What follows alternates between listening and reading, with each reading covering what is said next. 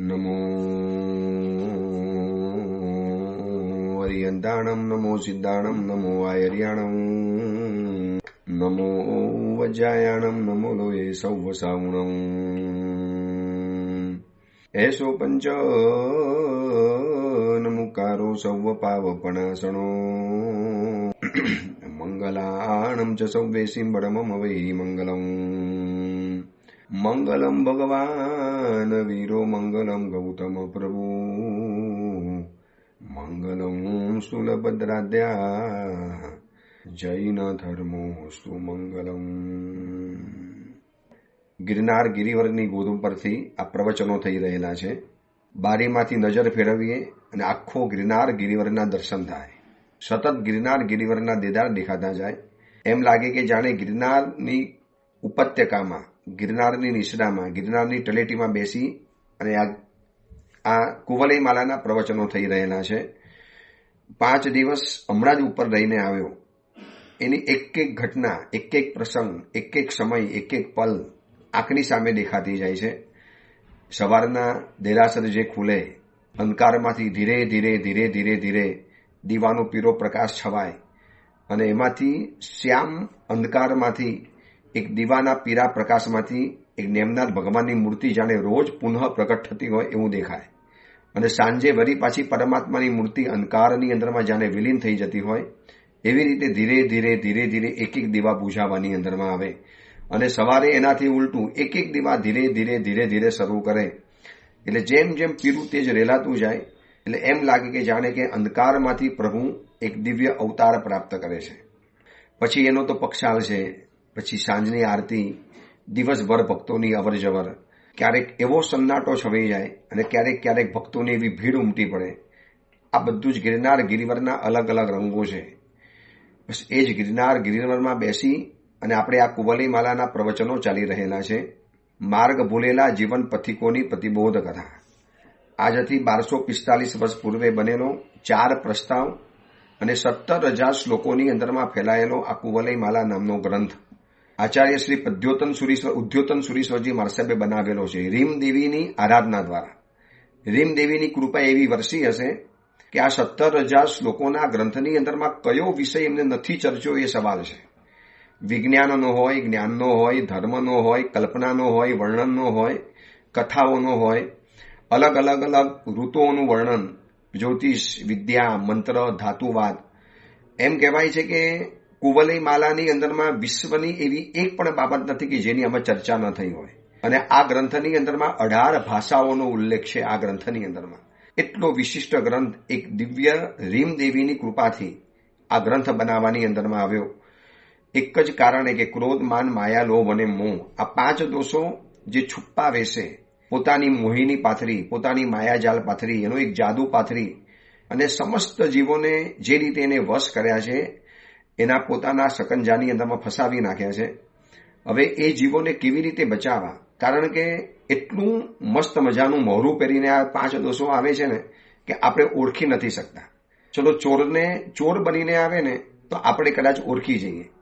ચોર જ્યારે મિત્ર બનીને આવે, આત્મીય બનીને આવે, સ્વજન બનીને આવે, એકદમ નિકટનું બનીને આવે તો કેવી રીતે ઓળખી શકાય? આ 5 દોષો બસ એટલા બધા આપણા ગાઢ આત્મીય બનીને આવે છે અને આપણે આ 5 દોષોની ઓળખાણ જાણી નથી શકતા, સમજી નથી શકતા. એટલે ક્યારેક એવી મોટી થાપ ખાઈ ગઈએ છીએ.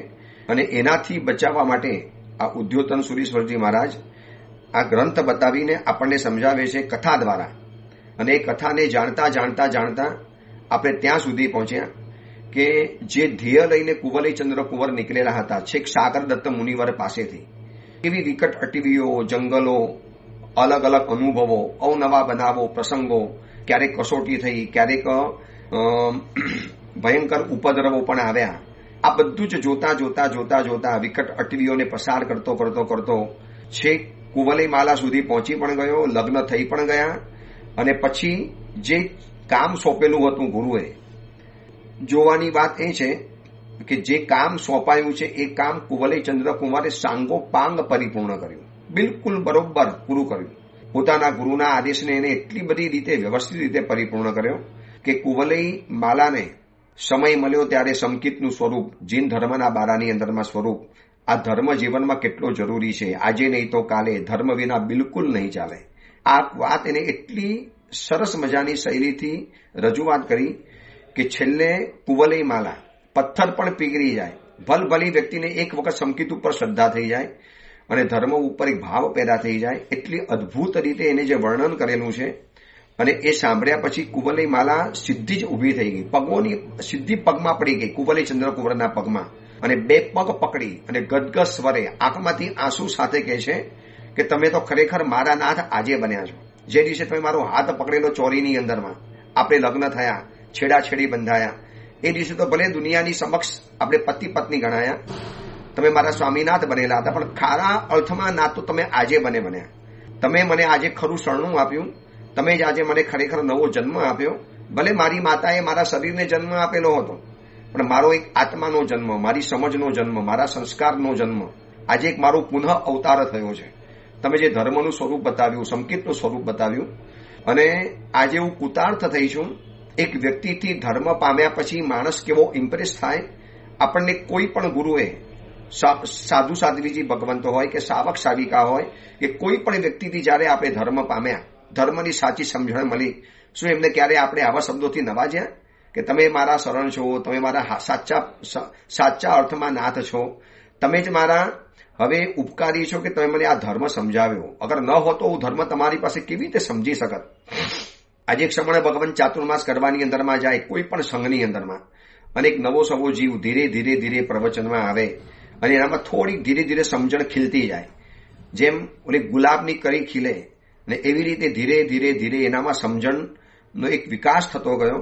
અને જે રીતે પૂર્ણ રીતે જ્યારે ધર્મ વિકસી ગયો, ધર્મ સમજી ગયો, તો શું ક્યારે એને કીધું પોતાના ગુરુને, ગુરુદેવ આ તમારી કૃપાથી આ ધર્મ પામ્યો, આજે મારા નાથ બન્યા છો, આપ મારા શરણ છો. અને કુવલય માલા ગદગદ સ્વરે કહે છે કે આજે મારો પુનઃ અવતાર થયો, એક નવો જન્મ મને આજે મળ્યો છે. મારી આખી સમજણ બદલાઈ ગઈ, મારી આખી વિચારધારા બદલાઈ ગઈ, કારણ કે આજે મને સંકિત પ્રાપ્ત થયું છે, મને એટલો બધો અહોભાવ ઉછળ્યો છે, આજે મને એટલો બધો પરમનો આસ્વાદ ઉત્પન્ન થયો છે, મારા હૃદયની અંદરમાં આજે એટલો એક અનુપમ ભાવ ઉત્પન્ન થાય છે, એટલો બધો મને અંદરમાંથી આનંદ અને ખુશી પેદા થાય છે. બસ આ જ સંકિતનું લક્ષણ છે. ક્યારેક ધર્મ કરતા કરતા કરતા એક અપૂર્વ આનંદની અનુભૂતિ થાય. કોઈ તીર્થમાં ગયા, આવા ગિરનાર જેવા તીર્થમાં ગયા હોય, અમે આ 5 દિવસ હમણાં અને પેલા 4 દિવસ રહીને આવ્યા, સાચું કહું એમ લાગે કે ઉપરની દુનિયા જ આખી કંઈક અલગ છે. કોઈને મળવાનું નહીં, પ્રવચન બંધ, મોબાઈલ વગેરે ઉપર ચાલે નહીં, કોઈ સાથે સેવક ભાઈ નહીં, કોઈ જ આડી અવળી વાત નહીં, ઇવન પેપર પણ નહીં, કોઈ જાણે એમ લાગે દુનિયાથી કટ ઓફ થઈ ગયા. એક એલિયન આપણે બનીને કોઈ અલગ દુનિયાની અંદરમાં પહોંચી ગયા હોય એવો એક અસલ અનુભવ થયો ઉપર રહ્યા પછી. અને એ વખતે જે આનંદની અનુભૂતિ થાય ને, ત્યારે એમ થાય કે ક્યારેક આવા સમયની અંદરમાં સંકિતનો સ્પર્શ થઈ જાય. એટલા માટે લખ્યું છે ને, તુમ દર્શનથી સમકિત પ્રગટે. યશો વિજયજી મારા સાહેબે આદિનાથ ભગવાનના સ્તવનમાં લખ્યું છે કે પ્રભુ ક્યારેક ક્યારેક એવું થઈ જાય છે કે આપના દર્શન કરતા કરતા કરતા સંકિતની પ્રાપ્તિ થઈ જાય. સંકિત એટલે બીજું કાંઈ નથી, અંદરમાં ઉછળતો અપૂર્વ આનંદનો ઝરો, એવો અદ્ભુત આનંદનો ફુવારો ઉઠે, એટલો આકાશગામી ફુવારો ઉઠે, આમ દિલ ખુશખુશાલ થઈ જાય, રોમ રોમ રાજી થઈ જાય. પછી આ સંકિતની અનુભૂતિ કહેવાય. અને આવી અનુભૂતિ કુવલય માલાએ આ કુવલય ચંદ્રકુંવરની આખી સમજણની અંદરમાં અનુભવી, જે અલગ અલગ એંગલથી, અલગ અલગ રીતે, વિશિષ્ટ રીતે એક સ્પષ્ટ સમજણ જે કુવલય માલાને આપી, અને એનાથી જે એનામાં અંદરમાં જે આનંદ ઉત્પન્ન થયો, કીધું કે ખરેખર આજે મને સંકિત પ્રાપ્ત થયું છે. આમ કહી ફરી વખત ચરણ કમલની અંદરમાં પડી કુવલય માલા. અને એ વખતે કુમારે કીધું કે હે પ્રિયા, પગમાં પડેલી હવે આવી રીતે નહીં, ઊભી થઈ જા, તું તો મારા હૃદયની અંદરમાં રહેનારી છે, પગમાં પડનારી તું નથી. હવે તું જૂર નહીં, સુખોની પરંપરાનું કારણ એવું સંકિત પરમાત્માના જીન વચનો હવે તે પ્રાપ્ત કર્યા છે. હવે સમજી લો કે જગતના જીવોને જન્મ મરણના દુઃખરૂપી ભયંકર ભવસાગરની અંદરમાં શિવસુખ આપનારો કોઈ પણ ધર્મ હોય તો આ જીન ધર્મ છે, જેને મોહને જીત્યો છે અને ધર્મનો ઉપદેશ આપ્યો છે. અને એ જ કારણે પુણ્યશાળીઓ જન્મ અને મરણથી છૂટી જાય છે. આખો જન્મ મરણનો જે ઝંઝાર જે આપણી ઊભી થઈ છે એ આ જીન ધર્મ દ્વારા જવાની છે. અને એ ધર્મના ધનવાળા આપણને ધર્મનંદન સુરીશ્વરજી મળી ગયા. જેમને આપણે 5 દોષોના ભોગ બનેલા હતા અને મુનિ ભગવંતે આપણને ધર્મ પમાડ્યો, આપણે દેવલોકની અંદરમાં ગયા, ત્યાંથી આપણે 5 જણા છૂટા પડ્યા અને તું સ્ત્રી અવતાર પામી માયાના કારણે. હવે આ જીન વચનની પ્રાપ્તિ થઈ છે, તારો આ પ્રતિબોધ અખંડ રાખજે, આ સંકિતને હવે બરોબર જાળવી રાખજે, એક ચિંતામણી રત્નની બરાબર. અને શાસ્ત્રોની અંદરમાં એમ બતાવ્યું છે કે એક વ્યક્તિને સમ્યક દર્શન પમાડવાથી શું ફાયદો થાય. વાંચીને આશ્ચર્ય થશે કે સમસ્ત પૃથ્વી મંડળને જે વ્યક્તિ 7 વખત જમાડે, માત્ર જૈનો નથી કહેતો, માત્ર સાધર્મિક વાત્સલ્ય નથી કહેતો, સમસ્ત પૃથ્વી મંડળના એક માણસને 7 વખત જમાડવામાં આવે. તો વિચારી લેજો કે વર્તમાન સમયની અંદરમાં માત્ર હિન્દુસ્તાનની વસ્તી જ હવે તો અબજોને પાર થઈ ગઈ છે. તો એકલી હિન્દુસ્તાનની વસ્તી, ચીનની વસ્તી, આ બંનેની ભેગી કરો તો અધધ આંકડો થઈ જાય. અને આટલા મોટા ફિગર ધરાવનારા 2 દેશ, એ સિવાયના બીજા જે દેશો ગણી લો, જેટલા પણ દેશ વર્તમાન વિશ્વની અંદરમાં ગણાય છે અને જેટલા પણ માનવીઓ દેખાય છે, કોઈ પણ ધર્મના માનવ, પછી આફ્રિકાના જંગલમાં રહેતા હોય કે તાંજાનિયાના જંગલની અંદરમાં રહેતા હોય કે પછી કોઈક એવા દૂર અટવીના ટાપુની અંદરમાં રહેતા હોય કે જ્યાં હજી માનવનો કોઈ પેસારો પણ નથી થયો, એ બધા જ માનવોને, સમસ્ત પૃથ્વી મંડળને 7 વખત જમાડવાની અંદરમાં આવે અને એનાથી જે પુણ્યનો બંધ થાય એના કરતા પણ એક જીવને સમ્યક દર્શન પમાડવાથી વધુ પુણ્ય બંધ થાય છે, આવું શાસ્ત્રોની અંદરમાં લખ્યું છે. હવે તમે વિચારી લેજો કે કુંવલે માલાને, કુંવલે ચંદ્ર, કુંવરે સંકિત પમાડીને કેટલું મોટું પુણ્ય ઉપાર્જન કરેલું છે. શું આપણી જવાબદારી નહીં કે આપણા પરિવારમાં રહેનારા દીકરા દીકરીઓ, આપણા પરિવારની અંદરમાં રહેનારા પુત્ર વધુઓ, પુત્રો, આપણી નિકટમાં રહેનારા આપણા મિત્રો, એને એક વખત એક એવી સમજણ આપી દઈએ, અથવા તો એવા પ્રવચનોમાં લઈ જઈએ, એવી શિબિરોની અંદરમાં લઈ જઈએ, કોઈ એવા ગુરુ ભગવાનનો પરિચય કરાવી લઈએ અને પછી એના દ્વારા એના જીવનની અંદરમાં જે અદ્ભુત આનંદ પેદા થાય, એક અદ્ભુત ચીજ પેદા થાય.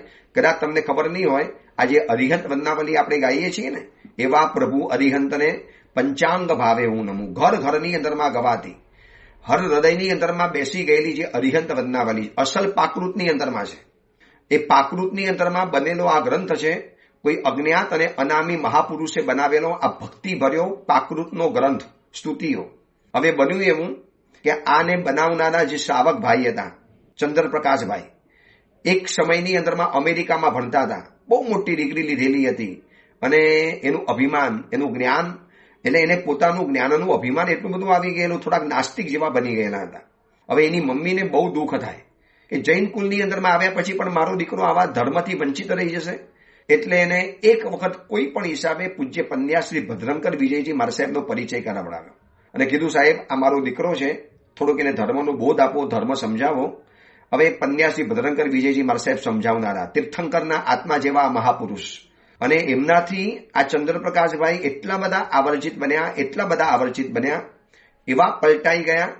અને એક વખત એવી ભક્તિ ભાવના ઉમટી, એમને કીધું, ગુરુદેવ બસ કોઈક એવો ગ્રંથ આપો અને એવા કોઈ તીર્થનું મને સ્થાન બતાવો, બસ જ્યાં જઈને હું ભક્તિની ધારાની અંદરમાં ખોવાઈ જાઉં.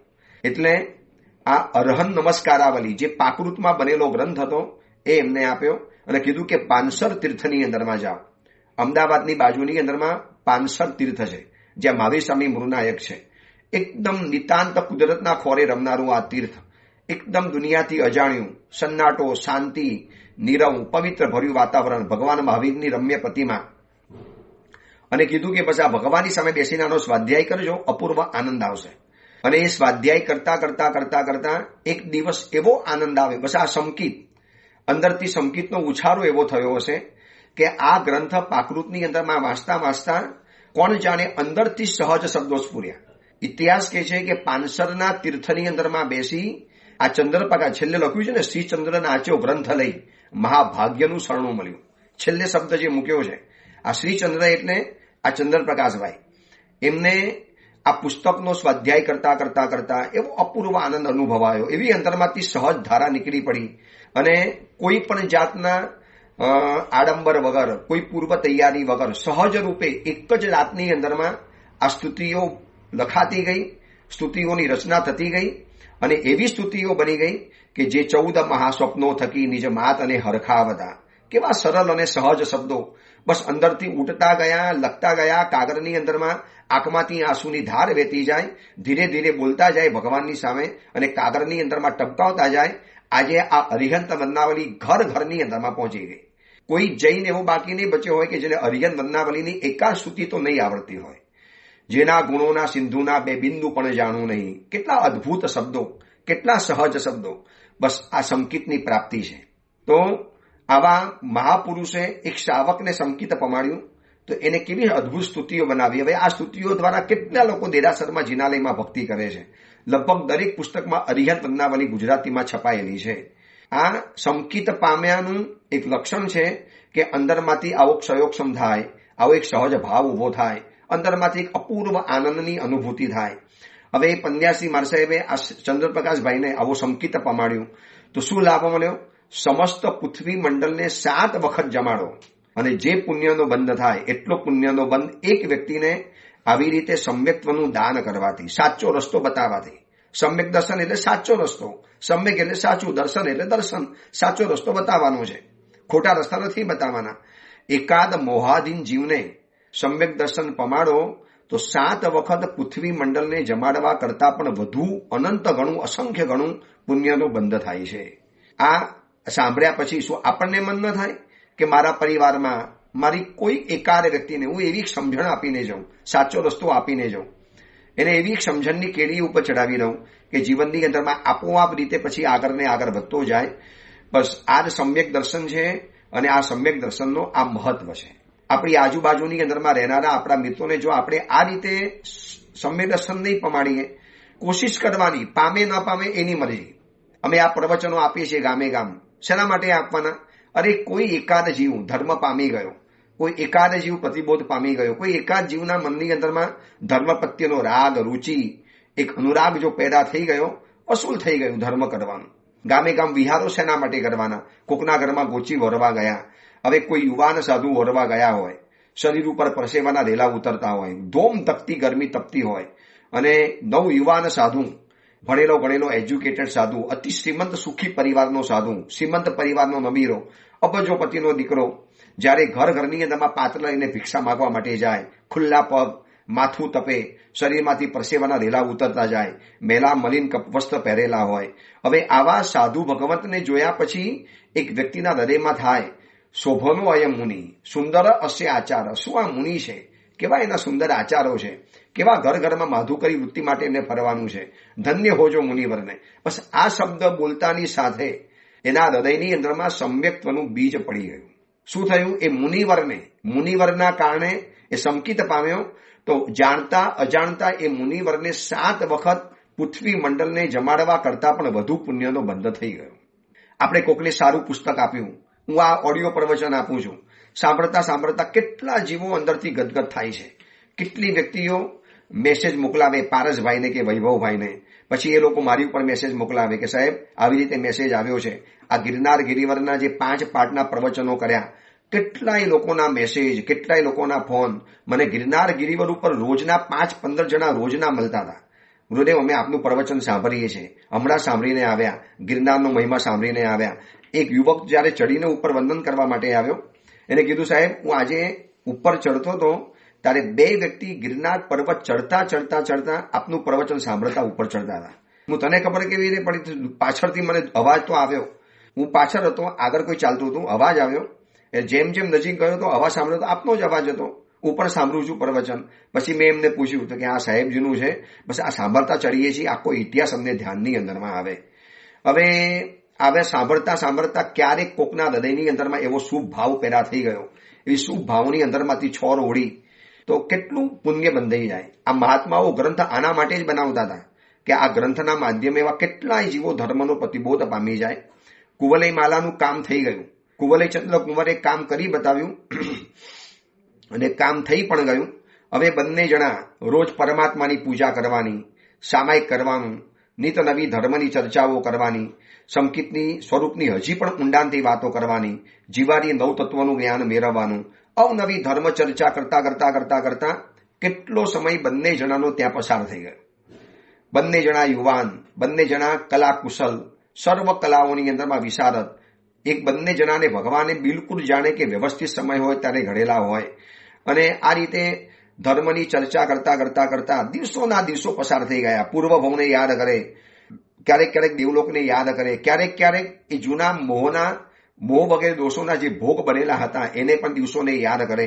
એમાં એક દિવસ એવું બન્યું કે રાજસભાની અંદરમાં જ્યારે બેઠેલો હતો કુવલયચંદ્ર કુંવર મહેન્દ્ર કુંવરની સાથે, અને એટલાની અંદરમાં જ એક પ્રતિહારી રાજસભાની અંદરમાં આવી અને કુવલયમાલાના પિતાજીને કહે છે કે બહાર કોઈ લેખવાહક આવ્યો છે અને એને કીધું છે કે અમારે કુંવરને મળવું છે, કુવલયચંદ્ર કુંવરને.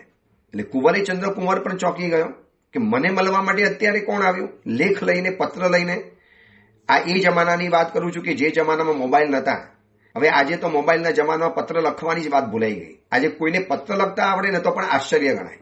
હમણાં તો પેપરમાં મેં એક આર્ટિકલ વાંચ્યો કે હવે જે રીતે ડિજિટલ યુગ આવી ગયો છે, જે રીતે છોકરાઓને હવે લેસન પણ કોમ્પ્યુટરમાં કરવાનું, ટેબ્લેટમાં કરવાનું, લેપટોપમાં કરવાનું, એમ એ લોકોએ એમ લખ્યું છે કે હવે ધીરે ધીરે ધીરે પેનથી લખવાની કલા વિલુપ્ત થઈ જવાની. લગભગ લખવાનું ગયું.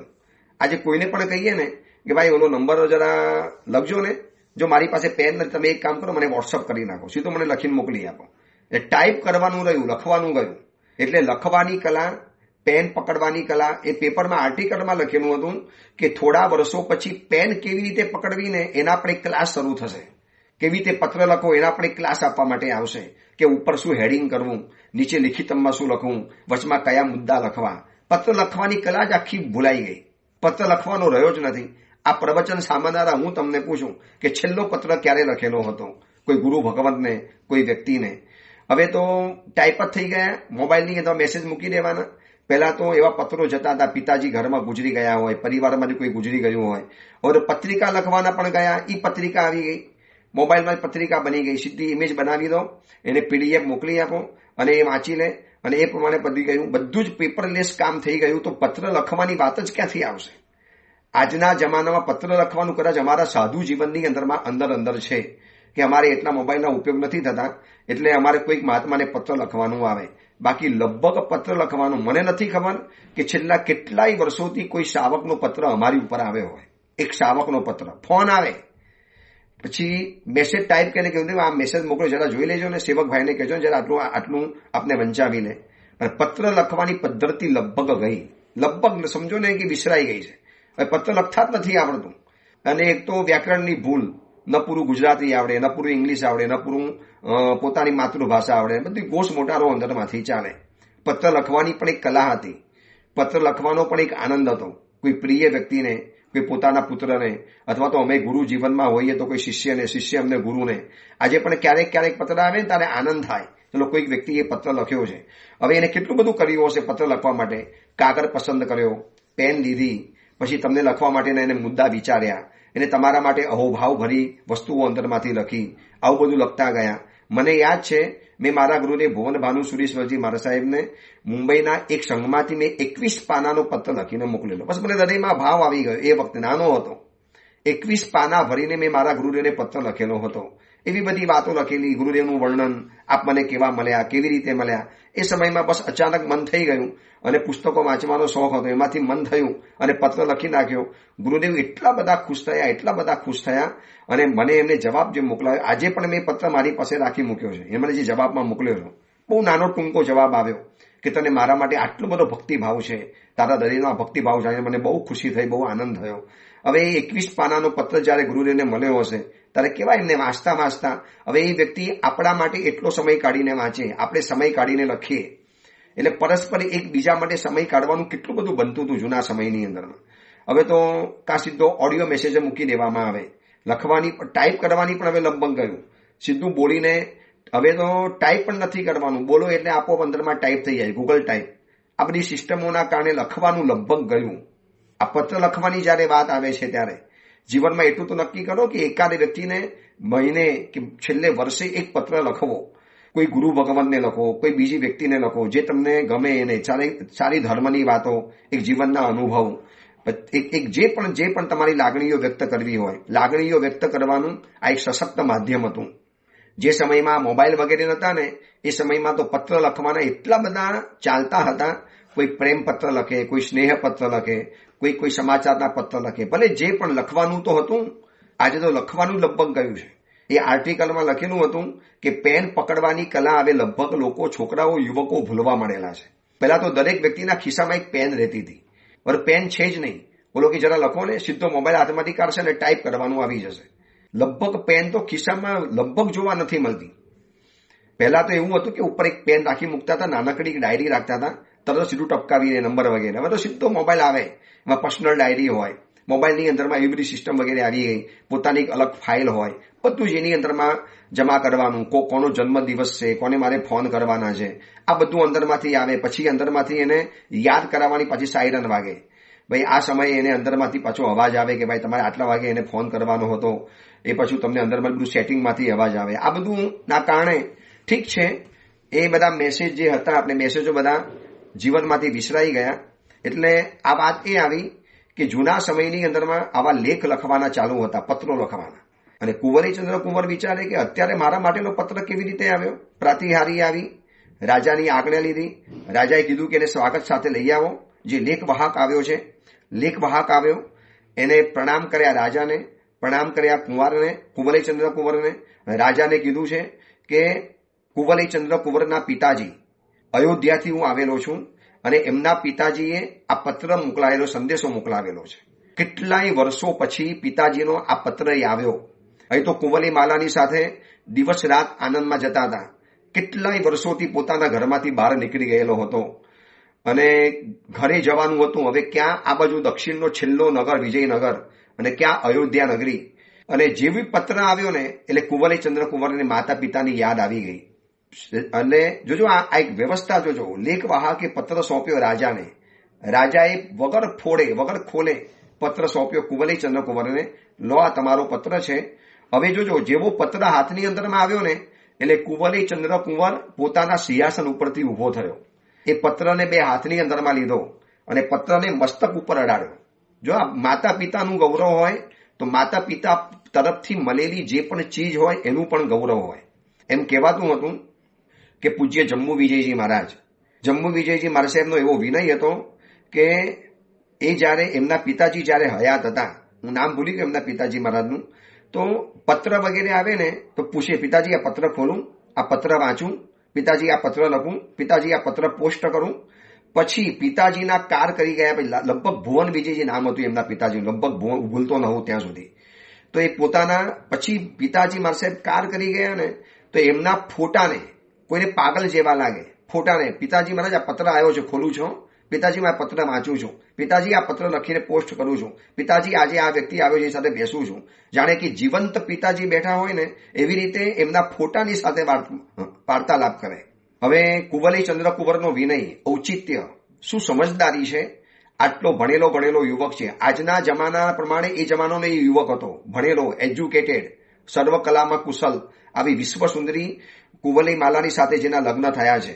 હવે બધી જ જાતની કલા છે, પરાક્રમી છે, છતાં પણ પોતાના પિતાજીના પત્ર આવ્યો છે, ઊભો થયો સિંહાસન ઉપરથી, પત્ર બે હાથની અંદરમાં લીધો, મસ્તકે અડાડ્યો અને પછી હળવેથી પત્ર જ્યારે ખોલીને વાંચે છે ત્યારે અંદરમાં લખ્યું છે સ્વસ્તિ. જોજો આ પત્ર લખવાની કલા છે. પહેલા સ્વસ્તિ શબ્દ લખતા હતા, વાંચનારને પણ મંગલ થાય. સ્વસ્તિ એટલે મંગલ, કલ્યાણ, કે તમારું કલ્યાણ થાવ. સ્વસ્તિ અયોધ્યા નગરીથી મહારાજા ધીરાજ પરમેશ્વર દઢવરમાં રાજા વિજયનગરીની અંદરમાં રહેલા ચિરંજીવી કુમાર કુંવરચંદ્રને અને મહેન્દ્રને સ્નેહપૂર્વક આલિંગન દઈ અને તમારા વીરની અગ્નિની જ્વાલાની શ્રેણીથી પીડાતા શરીરવાળા એવા તમારા પિતાને બિલકુલ સુખ નથી. મારી બે આંખો તમને નિહાળવા માટે તલપે છે, મારા બે હાથ તમારા શરીર ઉપર વાલ વરસાવવા માટે તડપે છે, તમારી માતા તમારી રાહ જોઈ રહેલી છે. એટલા અદ્ભુત શબ્દોની અંદરમાં આગળ પત્ર લખે છે. નગરનો એક એક જણ, રાજકુલનો પ્રત્યેક વ્યક્તિ રાહ જોવે છે કે બસ કુંવરચંદ્ર તું ક્યારે આવીશ, કેટલા વર્ષો થઈ ગયા તને જોયાને, ક્યારે તારા દર્શનનું મને સૌભાગ્ય પ્રાપ્ત થશે, ક્યારે મારી આંખો તને જોઈને ધન્ય બની ઉઠશે. કુંવરચંદ્ર કુંવર તને અમારી યાદ તો આવતી હશે ને, અમે તને અહીંયા દિન રાત યાદ કરીએ છીએ, સતત યાદ કરીએ છીએ. બેટા ક્યારે આવીશ. બસ લિખિતમ તમારા વીરની અગ્નિમાં બળતા એવા તમારા માતા પિતા. આ પત્ર વાંચતાની સાથે જાણે કે કુંવરચંદ્ર કુંવરની આંખની અંદરમાં ચોમાસું બેઠું. આટલો ભણેલો ગણેલો એજ્યુકેટેડ અને આટલો મોટો થયેલો દીકરો પોતાના પિતાજીના આ શબ્દો વાંચીને આંખમાંથી આંસુ પાડી શકે છે. સાચું કહેજો, આવો લાગણીનો સંબંધ કે આવું સ્નેહાર્થ હૃદય આજના યુવા યુવતીઓ પાસે છે? કોઈ રડતું હશે તો છે ને કહેશે, શું બાયલો બને છે, શું આવી રીતે રડે છે સ્ત્રીની જેમ. આંખમાં આંસુ પડવા એ સૌભાગ્યની સૂચક છે, નિશાની છે. પિતાજીનું આ પત્ર વાંચ્યા પછી આંખની અંદરમાં ઝરઝરી આવી ગયા. મહેન્દ્રને પણ ખુશી થઈ કે ચલો એકલા કુંવરીચંદ્રનો કુંવરે યાદ નથી કર્યો, મહેન્દ્રને પણ યાદ કર્યો. જોજો રાજાનું ઔચિત્ય જોજો કે પોતાના દીકરાને ખાલી યાદ નથી કરતા, સાથે મહેન્દ્રને પણ યાદ કર્યો. કારણ કે મહેન્દ્ર કુંવર આવી રીતે શોધવા માટે ગયા કુંવરીચંદ્ર કુંવરને અને શોધી બતાવ્યો. કોઈ પણ રીતે કુંવરીચંદ્ર કુંવરને મહેન્દ્ર કુંવરે શોધી લીધો. નિષ્ઠાવાન યુવક છે આ, જે જવાબદારી પૂરી કરી છે અને સાંગો પાંગ પરિપૂર્ણ કરનારો યુવક. અને એને પણ થયું કે મને પણ પુત્ર તરીકે યાદ કર્યો. એને પણ કેવો આનંદ થાય કે ખાલી કુંવરીચંદ્ર કુંવરે નામ નથી કર્યો, બંનેનું નામ લખ્યું છે, કુંવરીચંદ્ર કુંવર અને મહેન્દ્ર કુંવર. કે તમને ગયાને દિવસોના દિવસો થયા, વર્ષોના વર્ષો થયા, ક્યારે આવશો, ક્યારે દર્શન આપશો. આખું નગર રાહ જોવે છે, આખું કુલ રાહ જોવે છે. તમારી માં તડપી રહેલી છે. આ પત્ર વાંચ્યા પછી કુંવરીચંદ્રના પિતાજીએ પૂછ્યું, બોલો કુંવરીચંદ્ર કુંવર, શું કરવું છે? કીધું બસ આપ આદેશ આપો. તો કે જવું જ પડે, તમારા પિતાજી તમને રાહ જોવે છે. તમારા પિતાજીનો અંદરમાંથી વિરહ દેખાતો જાય છે. અને એ વખતે મહેન્દ્રને બોલાવ્યો, કાગળ પેન મંગાવ્યા અને એ સમયનો જે કિત્તો વગેરે, આજની જે પેન તો નથી, કિત્તો હોય લાકડામાંથી છોડેલો, ખડિયાની અંદર બોડીને લખવાનો, અને સુંદર મરોડદાર અક્ષરની અંદરમાં કુંવરીચંદ્ર કુંવરે પણ જવાબ લખ્યો કે પિતાજી, આપના કરતા વધુ તો મને આપની સેવા કરવાની ઈચ્છા છે. આપની હવે ઉંમર થઈ હશે, હવે મારી જવાબદારી છે, પણ હું આ રીતે નીકળી પડ્યો. બસ બહુ જલ્દીથી આપની સેવાની અંદરમાં હાજર થઈશ. બસ આપ આશીર્વાદ આપો કે હું જલ્દી આવીને આપને મળી જાઉં. અને આવનારા સેવકને વારંવાર પૂછે, પિતાજી મજામાં છે ને, માં કુશળ છે ને, બાકી કોઈ તકલીફ નથી ને? અને એક સેવક કહે છે કે બધું જ સારું છે, સિવાય બસ તમારા વીરની અંદર બધા તડપે છે. હવે શું કરે છે, જવાની તૈયારી કેવી રીતે કરે છે? જવાની તૈયારી વખતે કુંવલી માલાનું જે ઔચિત્ય છે, કુંવલી માલાની એક જે વિશિષ્ટ વાતો અહીંયા વર્ણન કરેલી છે ને, ખરેખર જાણવા જેવી છે. કે દીકરી જ્યારે વિદાય થાય ત્યારે એને કુલમાં શું કરીને જવાનું હોય. જે પરિવારથી જુદી પડી હવે નવા પરિવાર સાથે જોડાય છે, ત્યારે જોડાવાનું પણ કેવી રીતે હોય છે. ચલો એ બધી વાત આપણે આવતીકાલે કરીશું. એ જ મંગલ કામના, મંગલ ભાવના. જેના વિરુદ્ધ કાંઈ પણ બોલાયું હોય તો મિચ્છામી દુક્કડમ.